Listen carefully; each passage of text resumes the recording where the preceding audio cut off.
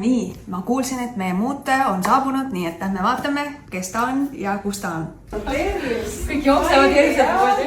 Aitäh. Minu Kristof. Nii, aga tule siis edasi meiega. Lähme kohe vaatame, mis teha annab. Ja, võib otse vaadata. Vaata tahamatega. Siis ma alustan väikesüstidega, siis Piia võtab süle, siis ta teeks vähe särahoolduse, ma arvan, ja võib-olla midagi, mis seda naha kvaliteeti ja nagu tekstuuri ja tooni ühtlustaks. Ja huuled kindlasti on, jah.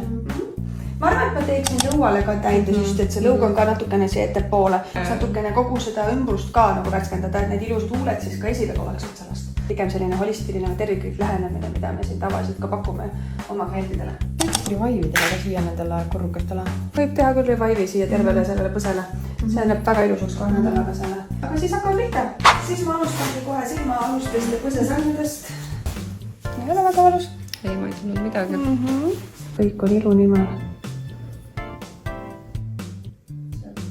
Võid lugeda, et sa need istuma korraks. Sa näed võrreldes teist silmaalust ja põsesarna enne. Kõik on nagu tõusus. Kõik tõusus ära. Täiesti sina, lihtsalt värskema puhanu. See on siis selline täiteaine, millega me siis täidame veel natukene seda lõuga ja seda suunurka siit tõstame. Lõua täitmine natukene lükkab seda alahuult nagu rohkem üles.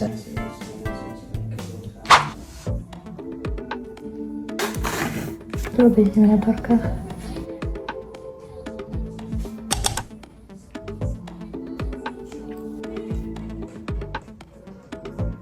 Imeilus. Või hoopis teie leema. Mega äge on. Selleks, et siis nina natukene siit keskelt kitsamaks teha, teeme siis dilaator naasi lihasesse siis väikesed toksiini annused botuliintoksiini ja teiseks siis, et kui tal natuke rääkides nina nagu tõmbab allapoole, tee ku. Ja siis me saame natukene seda nina tippuga tõsta, et siis vaatame 2 nädala pärast, kuidas meie nina natukene muutunud on. Kohe seda efekti ei näe.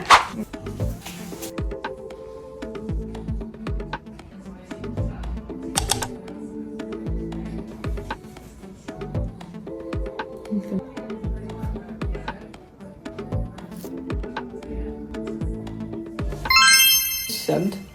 Nägu on kuidagi nagu särav. Huuled on väga ilusad.